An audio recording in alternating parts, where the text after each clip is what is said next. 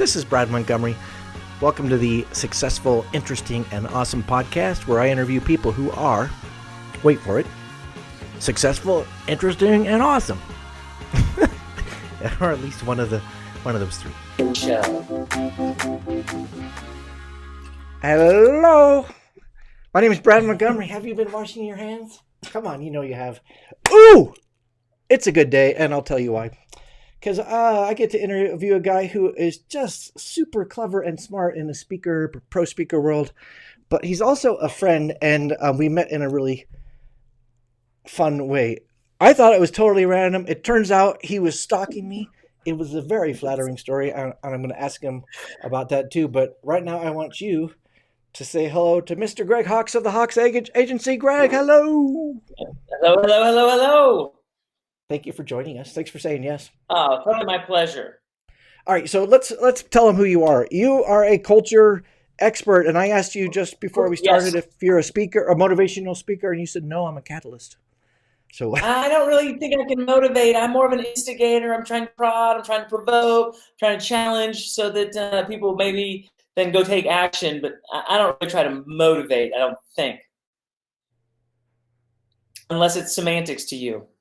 Well, it might be. Because I agree with you. I do call myself a motivational speaker. And the reason why is often people are looking for motivational speakers. Mm-hmm.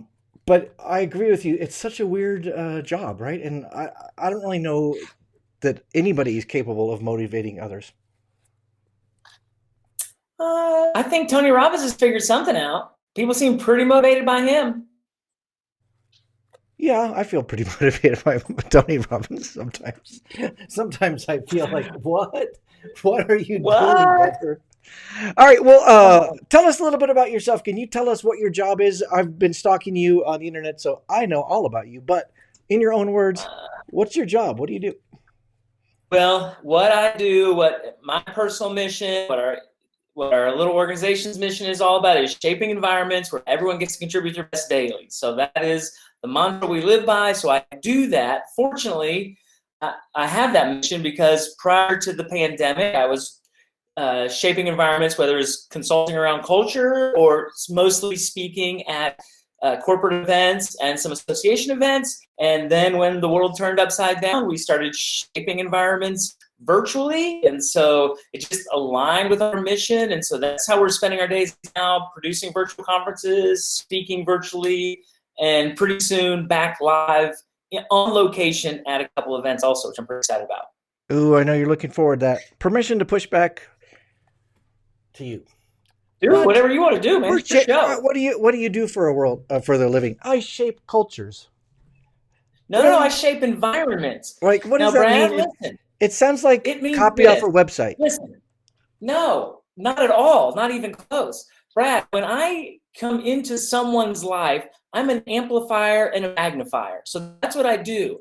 So when I come in and I insert myself in somebody's world, or they graciously invite me, I take whatever event, whatever experience, and we expand it, which shapes that environment in a way that enables people to really have their best every day.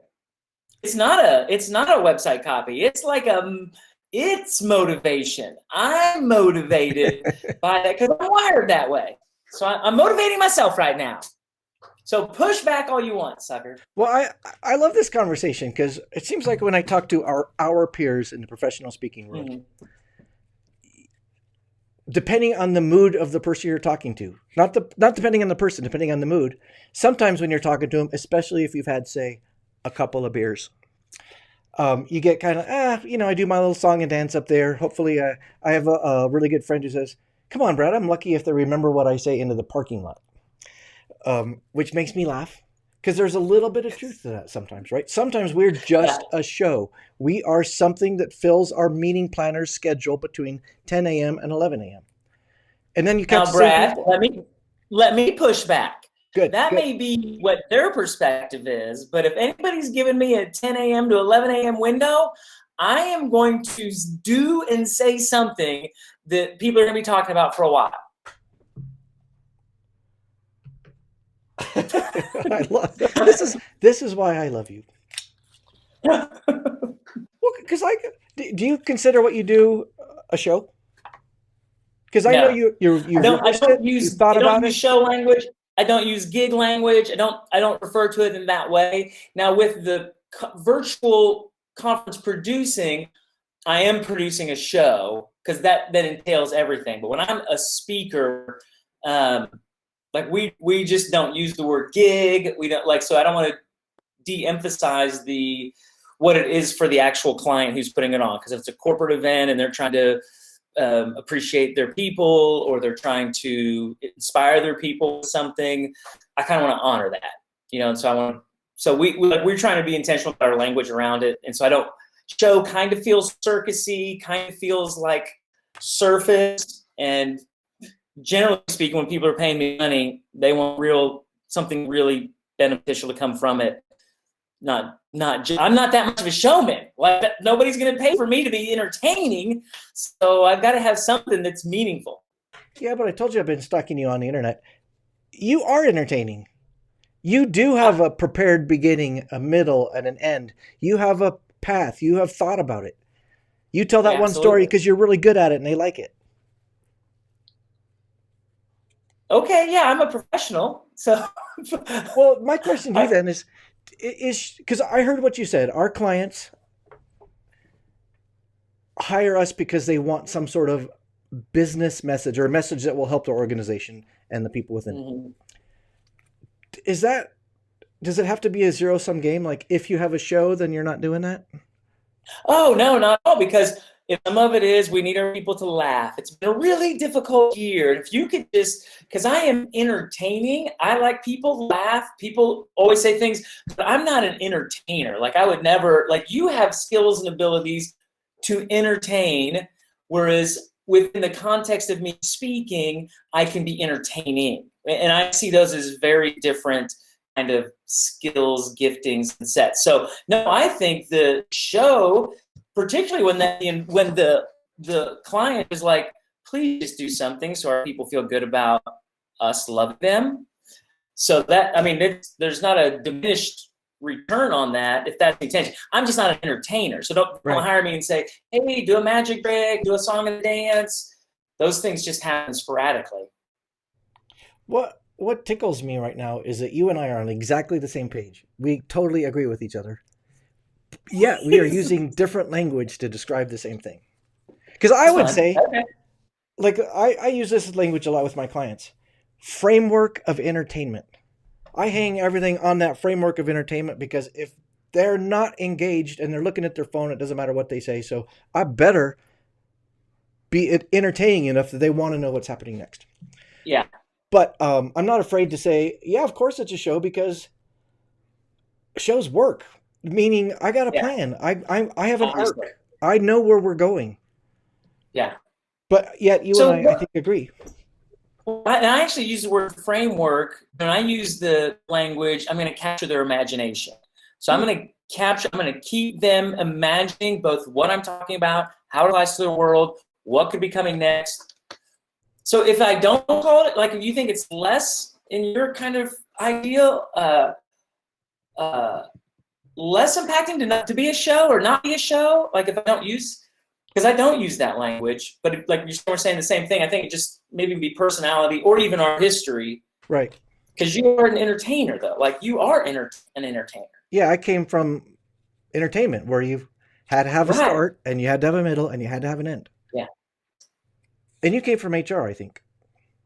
No. I came from nonprofit. I was executive director of a faith-based nonprofit that worked with teenagers for a decade before I entered into this space. So I work with teenagers, keeping them engaged in many ways. So it was a lot of fun. All right, so he came from as executive director. I get it. Well, the thing that kills me is, to me, it's obvious you do a show. I promise you, okay. Because, like, if I just go see a high content speaker who hasn't thought about, like, how in the world am I going to get people through this 90 minutes or 60 minutes or 45 or whatever we happen to be doing that day, people who have not thought about how to hold and keep their attention and hold the stage like a pro, You can tell them that they're called academics or they're called whatever, and you're not that Yeah, guy at all. You're just all no, kinds of fun and energy. yeah, I am. So, okay, well then you can call me a show from your world. Like if that makes you feel better, I won't stop you. I'm just saying I don't refer to it that way. Well, the cool thing is it doesn't really matter, does it? No, as long as I mean, I think you're just describing a professional. Like when you say beginning, middle, end, and you're like that's what a professional does. Whereas some of those others are maybe teachers in the academia, or they're on staff people who have to deliver some sort of Right. content, or lawyers, they're legal people delivering legal stuff. I'll take that word professional. All right, so just before we started recording, Greg, we were talking about. I asked you if you were a motivational speaker, and we were joking about that. Actually, it's going to be the same conversation all over again. I just realized. And he said, "No, no, no, no, no, I'm not." But you do have that kind of half is glass full, the glass is half full personality. You are a pretty perky dude. So I'm a full-on optimist. Yeah, there's no doubt about it. Like I'm a raging optimist. so so you tell me again your job title. You're a conference, a culture. Culture corporate specialist. Culture corporate specialist. So I play in the culture space, so employee stuff. So that's why in HR I spend a lot in HR conferences with those folks because that culture, they usually are a door opener to have me come in and work with them around their values and all that kind of stuff. So do you do a lot of consulting, or are you primarily a Very mentor? minimal. Very minimal. All right. No. It's primarily speaking. Sometimes it's like, hey, I definitely have, and I'm open to it because I do like being embedded on a team and in the process of discovering values and working with that. But most of the time, people are like, come in, do our annual staff event, come in and help us create some sort of momentum around ownership. I do a lot with ownership, and so I've got language that goes with that, and so incorporating that kind of thing in their world. I like to ask this question. I'm trying to phrase it in a different way because I hear you. You're not a motivational speaker. Are you a culture expert by personality, or is that your job description? I believe titles are for others. So I created that title because it's my business. I can call myself anything I want to do. So titles give other people handles to grasp what we do and who we are. So it's neither of those things for what you would say. I would say it gives people a starting point of understanding how I can serve them. Let me tell you what my wife would say. My wife, who have been together with I've been with Kim for 27 years. So we work together, but I'm super chirpy and everything's wonderful and the glass is half full, and she's way more cynical. And when she talks about people like me, she would call us, "Oh, you're with your speaker friends," because Right. and I've heard you use this language, Brad. I want to be in your life. I want you to be in my life. You're like so warm and welcoming in a way that most American males are not, and most humans are not. So she would say, "Of course, you're a motivational speaker by it's your personality, Greg, and the fact that you found that as a business is not a surprise. Look at your personality." You Right. think she's right? I believe we're very fortunate if the thing that we're naturally gifted in can have a sense of calling and generate resources. So and I think that's everyone's dream these days is how can I do what I love and make money from it? And honestly, I feel extremely fortunate. I've had that like my entire life. I don't know if I've ever done anything that I didn't feel like it, but that could be also the way we think. I can turn every dark cloud into a silver lining. Like I've got an ability to narrow in on finding because of the way I'm wired. So I don't know, and I've just found, I'm 50 now. So I've had a couple different seasons of my professional life. And I think in all of those, it's our responsibility to find the meaning of what the job requires, not so much can this job give me meaning. And so, so that's the way I'm wired to interface with humanity and what I get to do. But but it can change also. You know what I mean? Like I can do something else. Yeah. Here's what my wife would say: no muggle says wired to interface with humanity other than your speaker friends. Well, I can't help it that she hangs out with bummer people. Well, but like when I go, our professional group is called the National Speakers Association.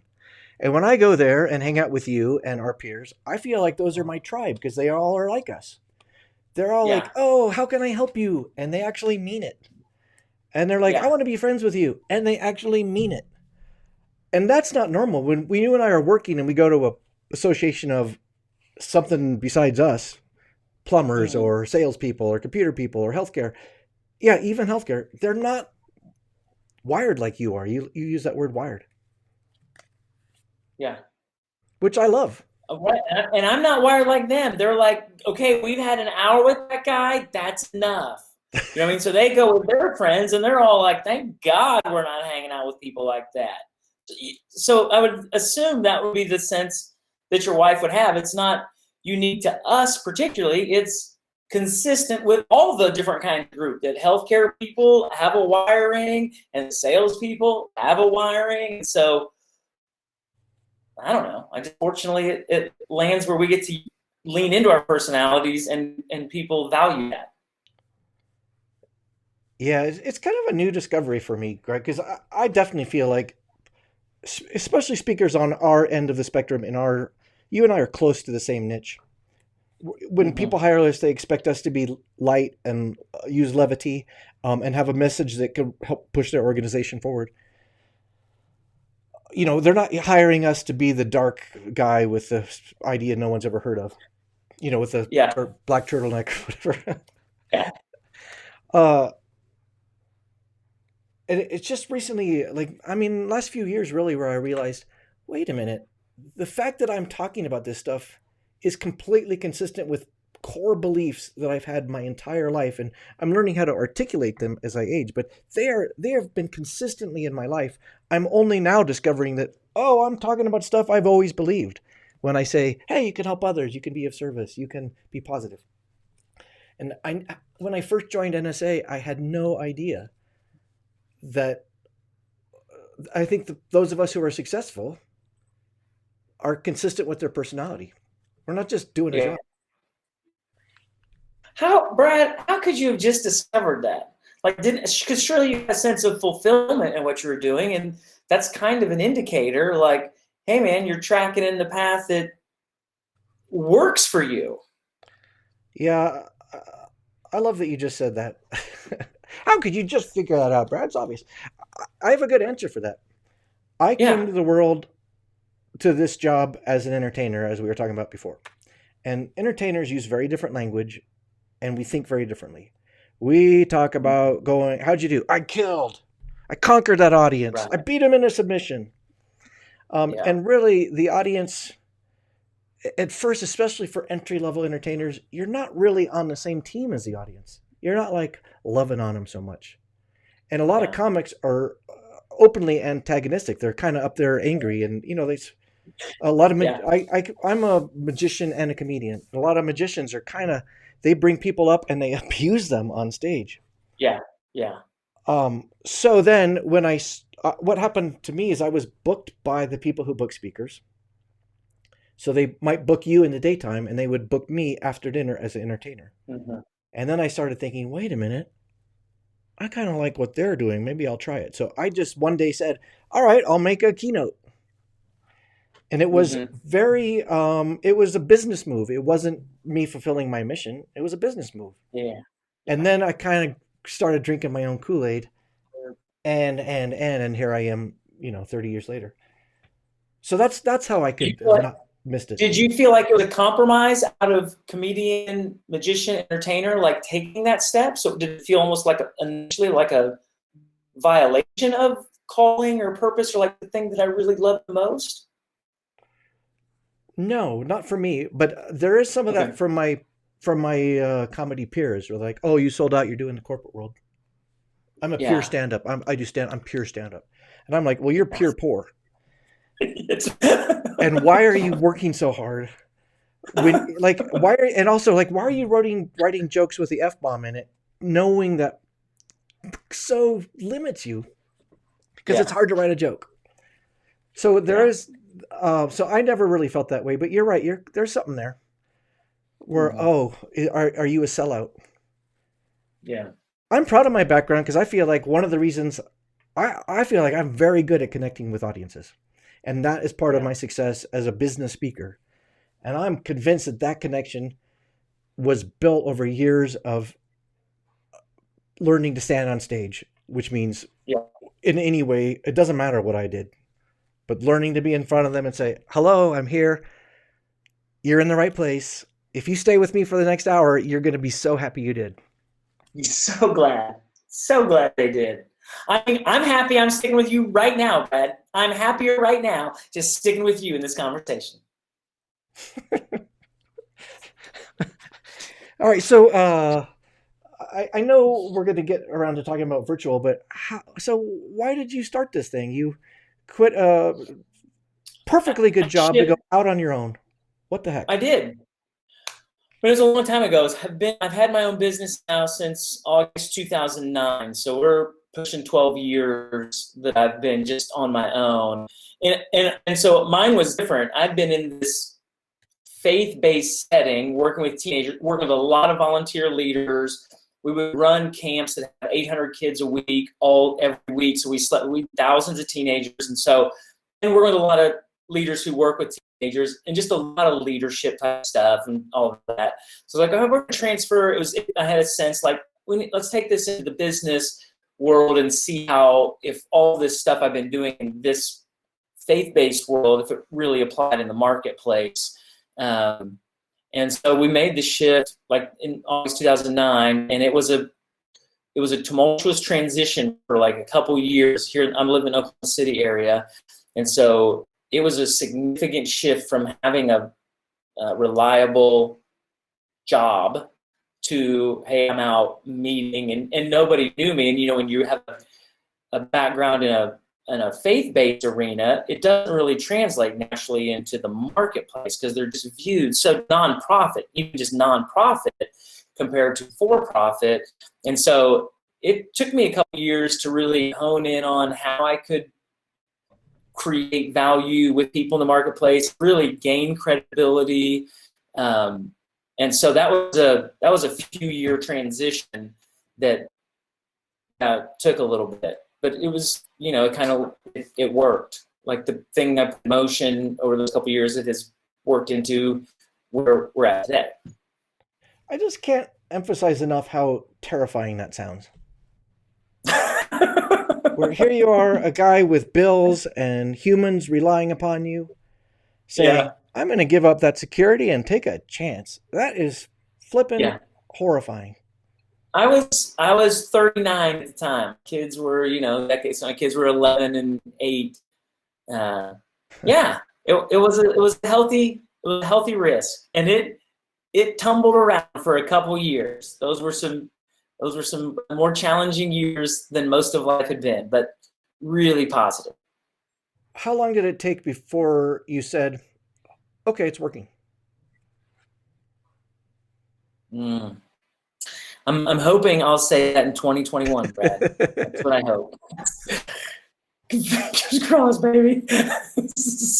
uh, no, when well, if there's, I don't want to bore you, but I partnered. So my first route was I was speaking free at conferences that had breakout sessions, but then I'm a pretty decent communicator, and so people subcontracted me and said, "Hey, we've got content, come along." And so I had a couple different partnerships that would keep me working. Like I would rant one or two things a week here and there, and so that kind of sustained while I did these breakout sessions and just like to build the keynote thing. So honestly, probably in 2014. So that's a four-year journey at least.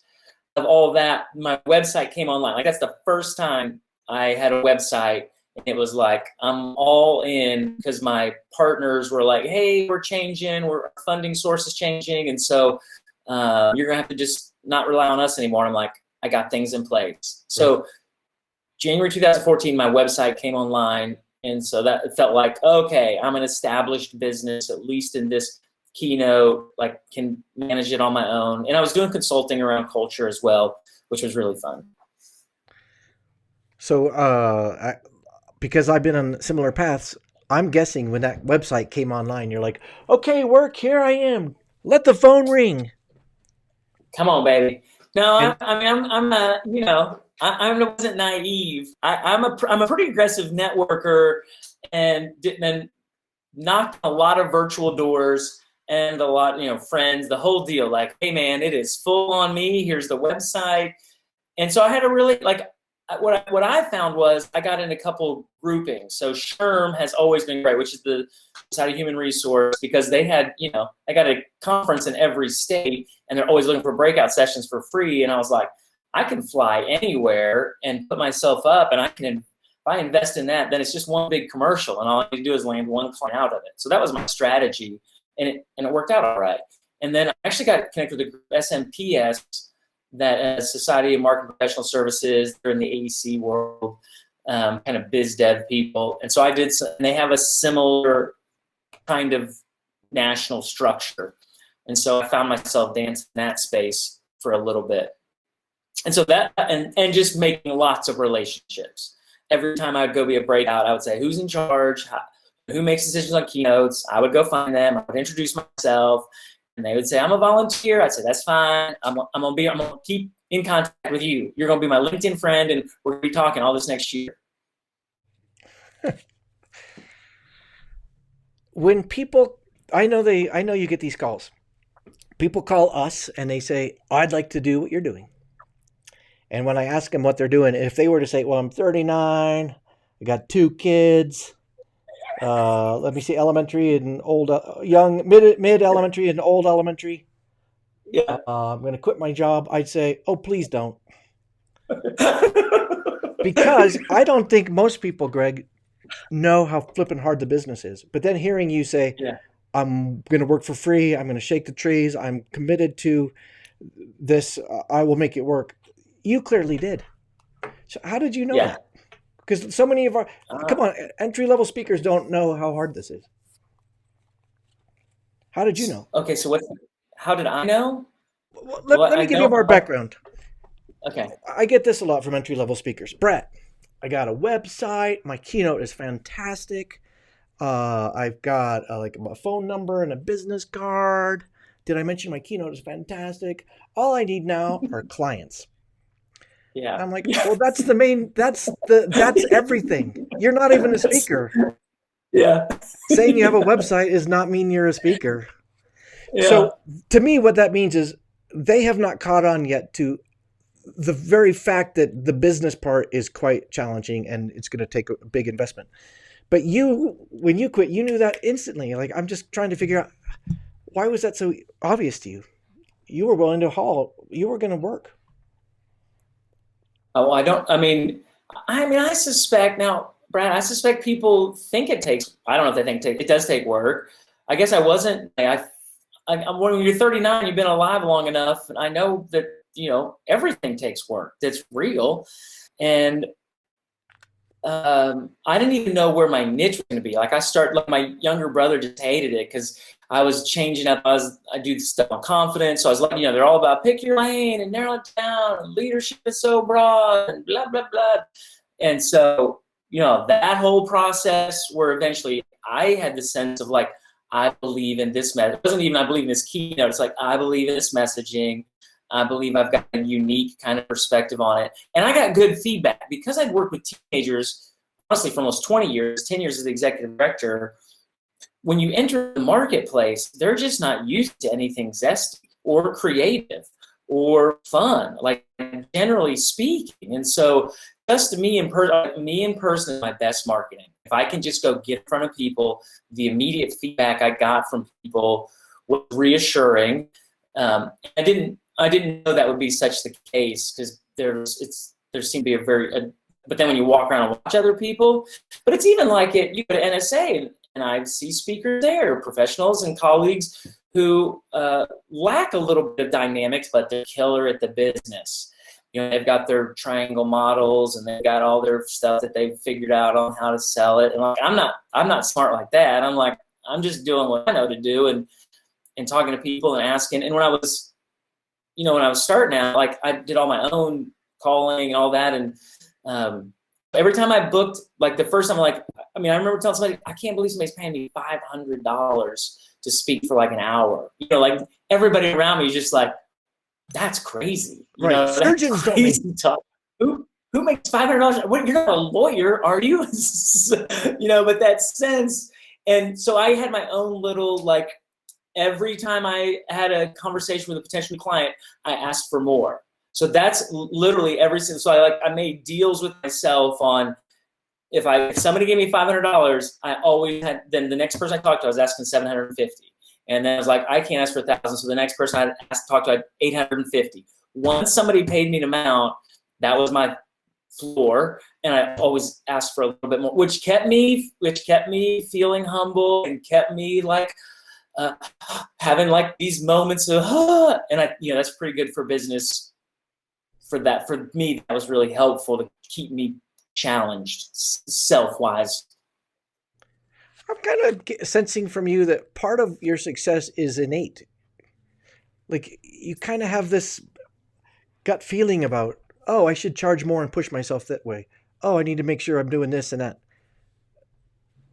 Am I right? Nobody told me that, but I mean, stuff innate when you're 40. Again, I have a good couple decades of life experiences leading that probably were informing that. So it could, it's kind of like intuition is really sharp. Well, if you're 50, your intuition's a lot better than when you're 20.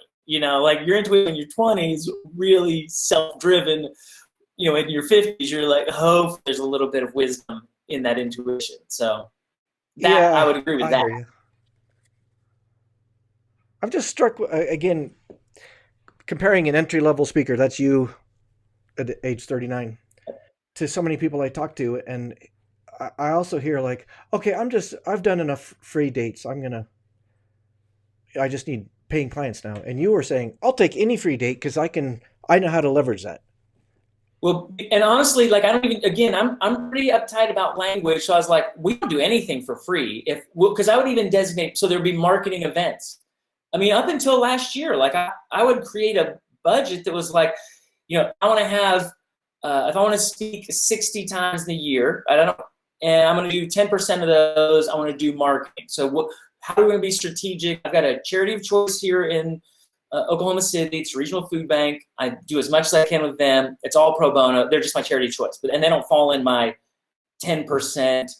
Like, how can we be what new markets do we want to get into? Because the truth is, like, you're somebody in some worlds, but in other worlds, you're nobody. Like, I haven't like on a jet airplane. I haven't climbed a mountain. So, I just got content here, people.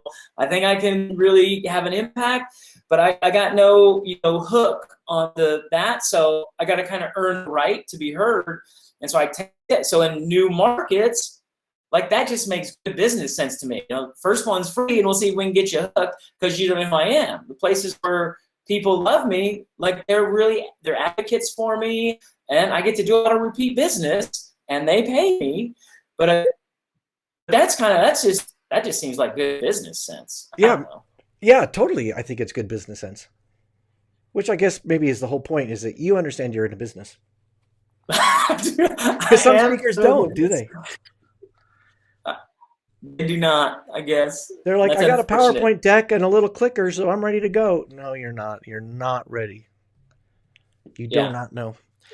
I would like your permission to have an abrupt change of topic. Do it. It's your show, man. I don't think you're a normal guy. The same could be said of you, my friend.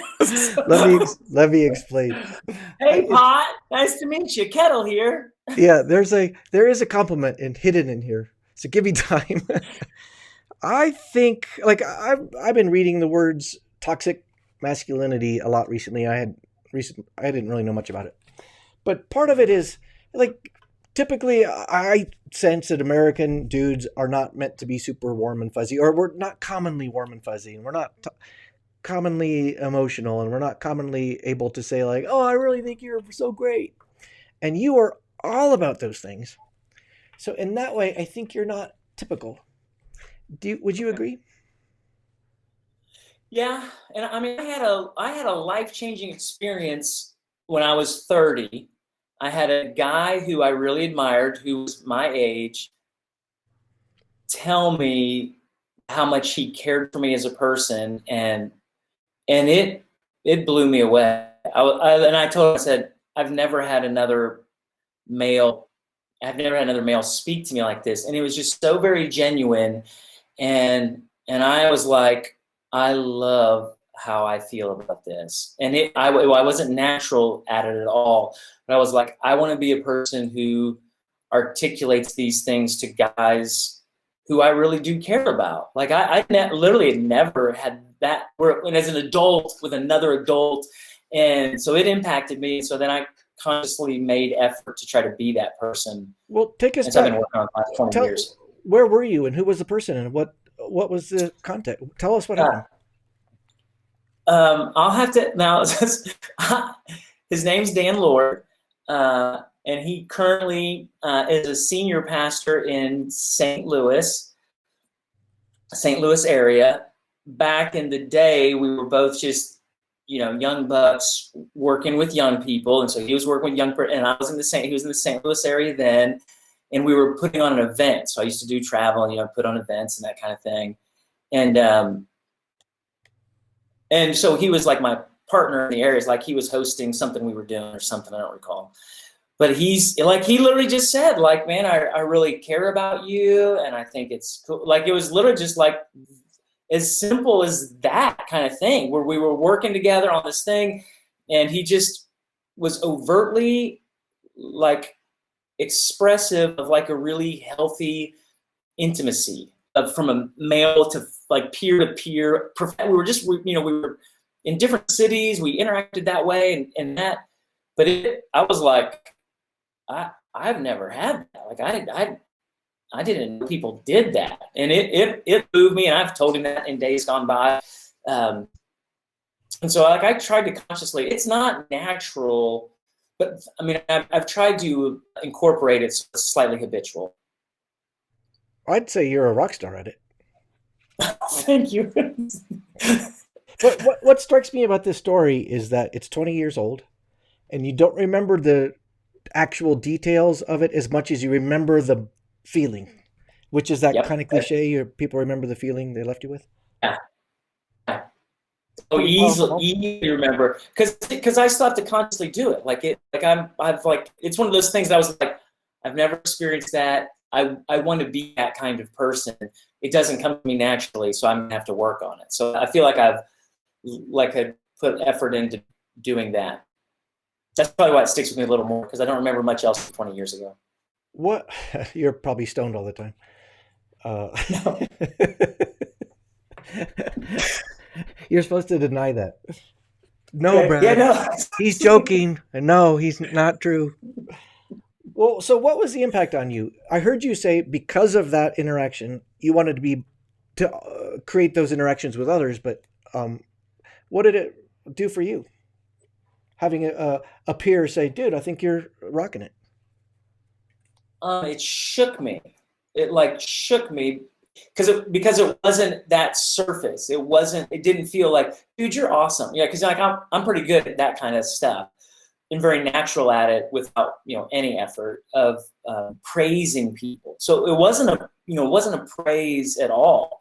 It was like the best word is intimacy. It was this intimate gesture of like at the core of your humanity, I really value you in my life. It's like that kind of thing. And so it was like, well, I want to be in your life forever then, or I want to be around. It was very magnetic, and it struck me as so unique. Just even as you're talking about me, like it was like, this is a very unique character.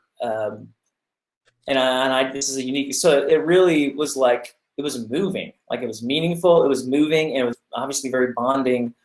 And so, yeah, that would be the effect. I love that. So my expertise when I'm working, which I do every now and then, is I'm really interested in social and emotional support as it relates to progress or performance, including business performance. Mm-hmm. So I'm talking about exactly what you're talking about. Somebody gave you a social and emotional support, and here you are 20 years later saying it was moving. But you're also It literally changed my life. Listen, it literally changed my life, because in so much that now within the context of my life, I try to be that with people. So I mean, it's life changing, but it's not like dramatic, but it's had a long lasting effect. This gets us back to are you a motivational speaker by personality or job title? Dude, you are built for this. Okay. As you said, we're saying the same thing, just slightly different ways. Yeah, totally different words. But I think we agree, and I sense that we approach our business and our audiences in very similar ways, even though the language is different. And I heard you say you're passionate about language, or I can't remember what you said. Yeah. A stickler for language, which I believe in too, by the way. Yeah. I definitely believe in this season of life, I am fulfilling the calling that I was put on earth to do. So I have that belief about it. And so I'm grateful. I think our personalities are, indicators of where we'll be able to thrive best in kind of having the biggest impact on humanity around us. Do you use the word calling for your work? I don't. It could be I'm a little tainted because I come from a faith, nonprofit background, and calling has a spiritual terminology in that context. And I think calling has a spiritual terminology in a secular context as well. People are very generous with me, so I'll probably use purpose. Like I have a sense of purpose about what I'm doing. But those two are similarly interchangeable for me. But like in this conversation, like I don't not say it, but I don't normally have conversations with clients or about it that like I'm fulfilling a calling, because then it sounds, whoa, it might even be a little like, hey dude, we just need an hour at our business meeting. We don't need more than that. Like, settle down there. So I don't it doesn't normally come up in the conversations, but I have a sense of it. But again, since I've been alive for a while, I have a belief that how we express that purpose and calling alters, and it doesn't have even it doesn't even relate to how we generate income. It's just really super great when those two align. Hallelujah. See what I did? I brought a religious language in. That was brilliant.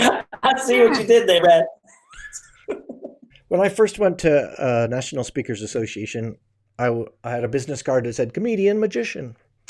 And, I was sort of vaguely aware of speakers and wanted to learn more about it. So I went to a big national conference. And the language there was all about privilege of the platform. And we have a calling and we have a duty. And I told you earlier, entertainers don't think that way. So my head blew up, right. And I'm like, what? These people are so weird. They're like, what do you mean?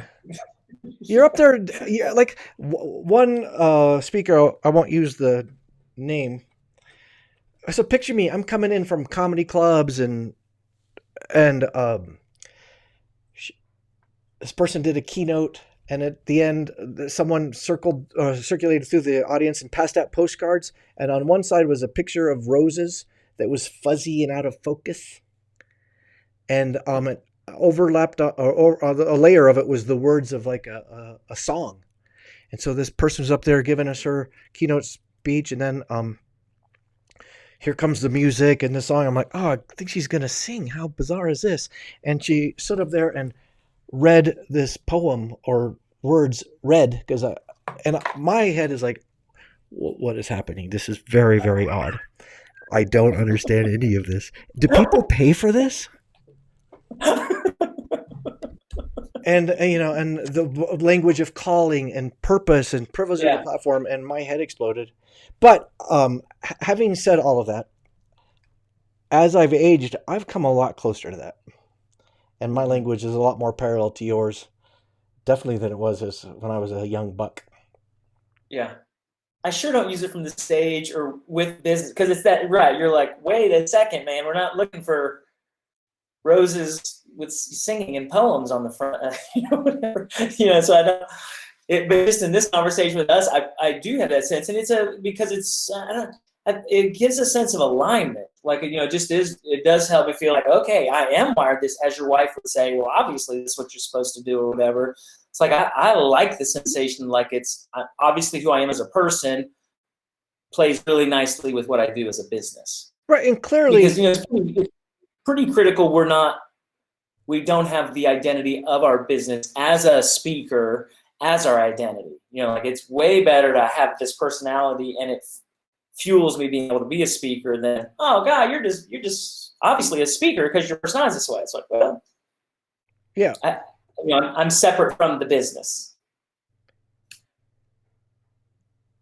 yeah, but it's not a coincidence. Like if you were a cynical jerk, you would never Right. be any good at this business, That's right? why you're the one on the front and your wife is the one hiding behind, right? Is that what you said? She's a little Well, more cynical. I'm a good fit for her because, and vice Yeah. versa. Yeah.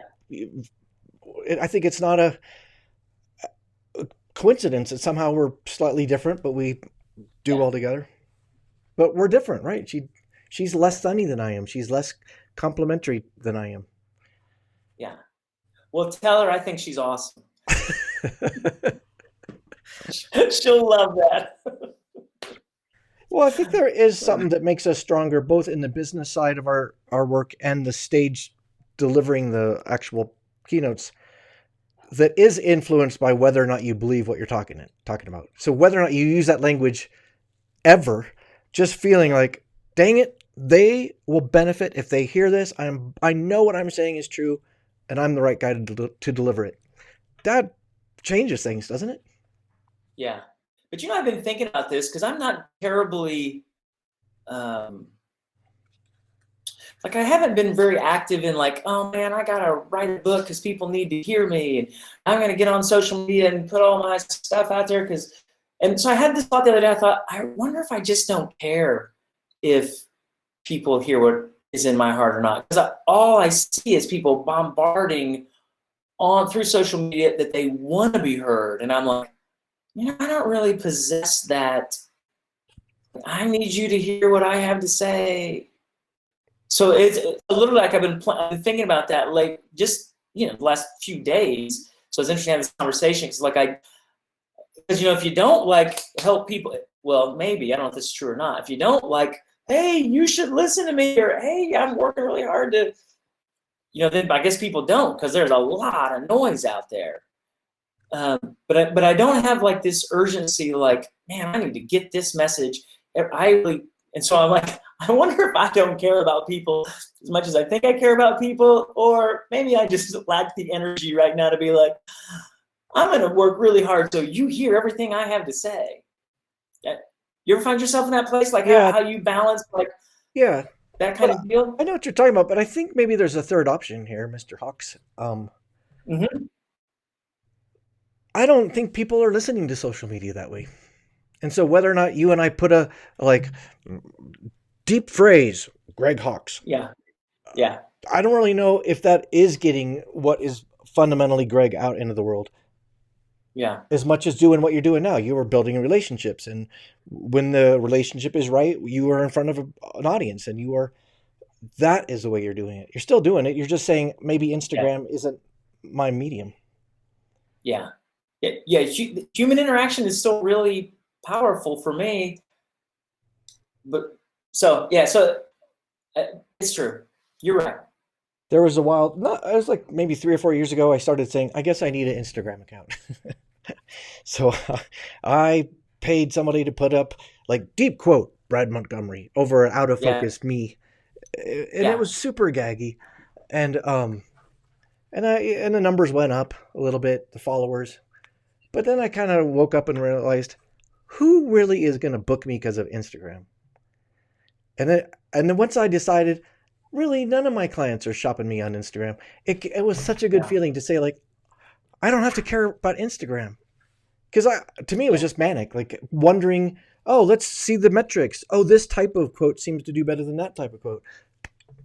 That was not healthy. Yeah. Yeah, I'm still like my primary metric is I'm still working. So, if I still have opportunities, people are hiring me. Okay, what I'm doing at this point is good. I'll keep myself pressing, but I won't get too caught up in any of it because I keep growing business. Yeah, I think that's right. If I remember seeing Joe Calloway, a speaker that we admire, and he said, "Oh, forget all of these other things," and he meant things like standing ovations. But I think now he would say, like Instagram and LinkedIn and Facebook, he would say, "You know what's really a good measure of success is if they come up afterwards and say, I need you to speak to my audience." Yeah, I'm like, "Oh, that's a good one. Write that down." yeah. And yet there I was on a detour with Instagram. All right, so let's talk virtual, Mister.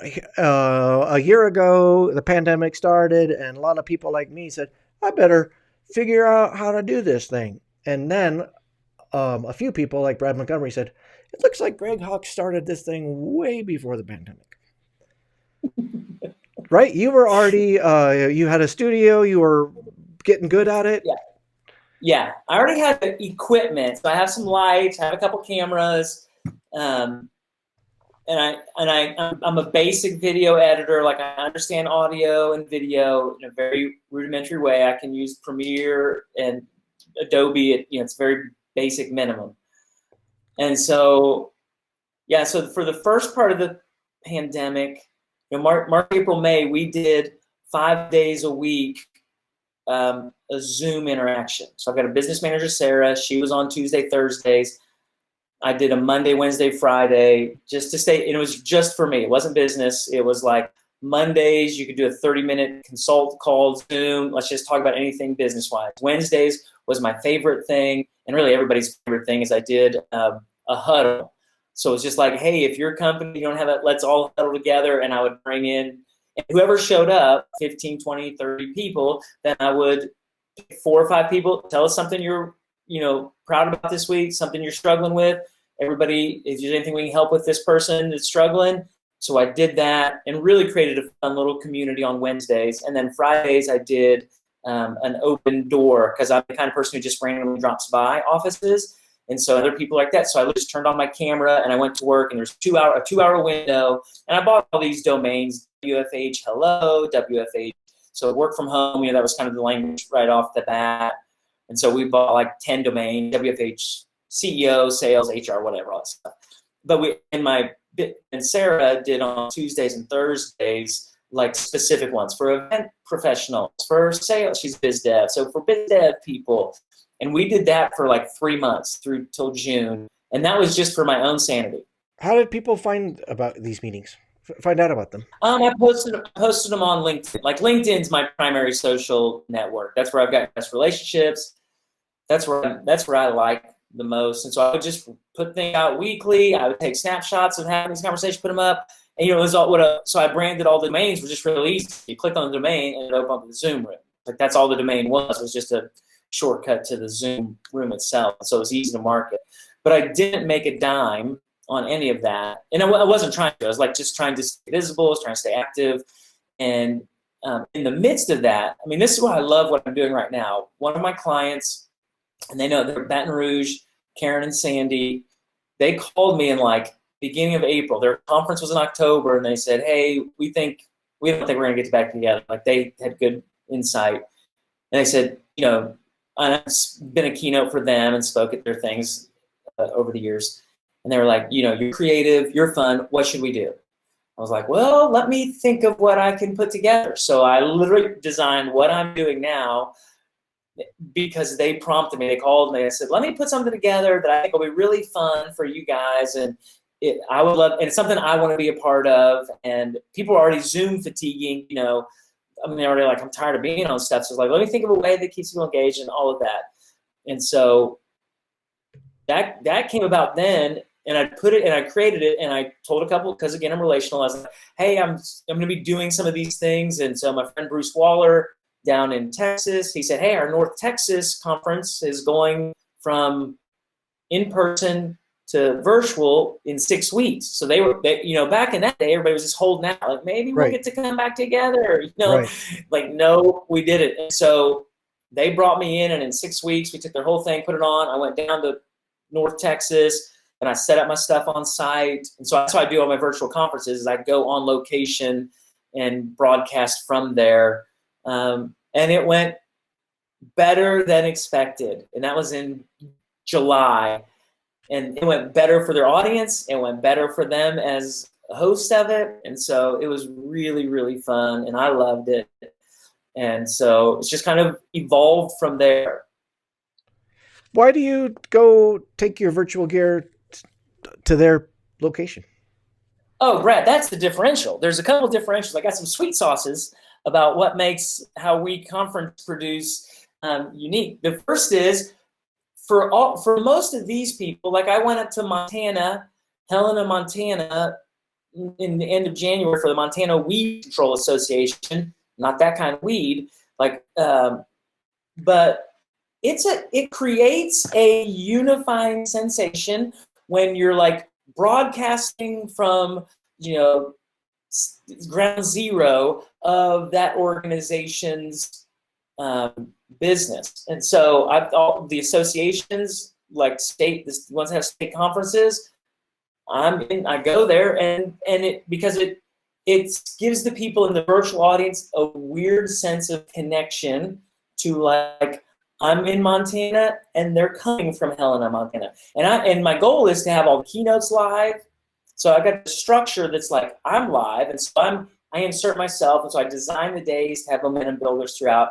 And then if all the people who are keynotes, like, have them live, and we've been social distancing and follow CDC and all that business, it really creates a different dynamic for what takes place in a virtual conference. And I've been in virtual conferences that I haven't produced, and some of them can be very disengaging. They're just like, oh my gosh. And so I'm opposed to being a part of anything like that. With the Weed Association, you're in the office of the Weed Association? No. Well, listen, in North Texas, I was in a business's office because we do location sponsors. Because one of the things I help with is how exhibitors can find value in a virtual conference, which there's more value for an exhibitor in a virtual conference than there is in an in-person gathering, and they just are uneducated, and so I help with that. So at this place, we actually use the hotel. We'll get a location sponsor. So instead of paying for a hotel, generally we have somebody pay us to be at their location. So then I'm like, I'm coming to you live from so-and-so's offices, and they're here sponsoring us for this. So it's an exhibitor opportunity to broadcast from. And so we had a location sponsor in Montana, but we also then were just physically in a hotel in Helena. So we just used like a hotel, and it's a small room. It doesn't be a big ballroom. Like, we just use like a training space. So a little bigger than a conference room, I can do my thing. Dang, that is a good idea about the sponsors. Oh, listen, I've got a truckload of great virtual vendor ideas. That, sincerely, like, I talked to Sarah last week. I said, I think I'm going to host a webinar just for exhibitors for virtual conferences, because I've learned enough through this year that I know how to exhibit it. I know how to cause exhibitors to get more bang for their buck than any in-person conference they've ever had. And some people still just are approaching it entirely wrong. So, tell us so that's a whole other piece. How are other people approaching it, and why is that wrong? They're approaching it like they approach an in-person gathering, and that's really their main miss. They think, I got to go stand at my exhibitor booth and people come to me. And I'm like, listen, the host of this conference doesn't get to do the conference the way they like to. The audience don't get to attend the way they have used to. The speakers don't get to do it like they do. You as a vendor do not get to approach a virtual conference anywhere near what you did at an in-person gathering, just like everyone else. So if you're coming in, standing in your booth and complaining about nobody's in my virtual conference, coming to my virtual booth, then you're starting from a wrong position.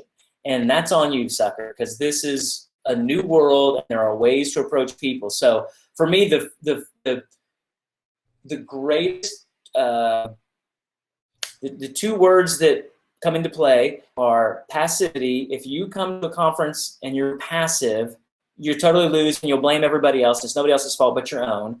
And the greatest upside to a virtual conference is access. The amount of access a vendor gets in a virtual conference is significantly greater than they do in person. How? What's that? How? Okay, I'll give you one. But Brad, now we're getting into what I sell for like my clients. Like they're top tier people. I'll give you one. So we use a platform. Don't let me cross the line. What's that? Don't let me. No. I mean, I'm happy to listen. The first one's free, my friend. Just get a hook. And we use a platform, Whova. I love this platform, Whova. Like I'm sold on them. Every event I do, that I have to buy it every time, but I love them and I love the platform. So here's a simple. I'll give you one of the basic ones that we give to everybody. Great. We're going to invite attendees into the Whova platform 2 weeks before the conference. We have a very designated time. We're not going to have them come in longer because once the 2 week gets there, then we can build anticipation for it. We give speakers and exhibitors 3 weeks before the Whova app comes on the conference. So they have a week to build their little site.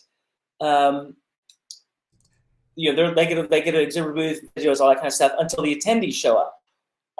We let them know, hey, we're going to let attendees have access 1 week from now. Get your crap together, yourself looking good, because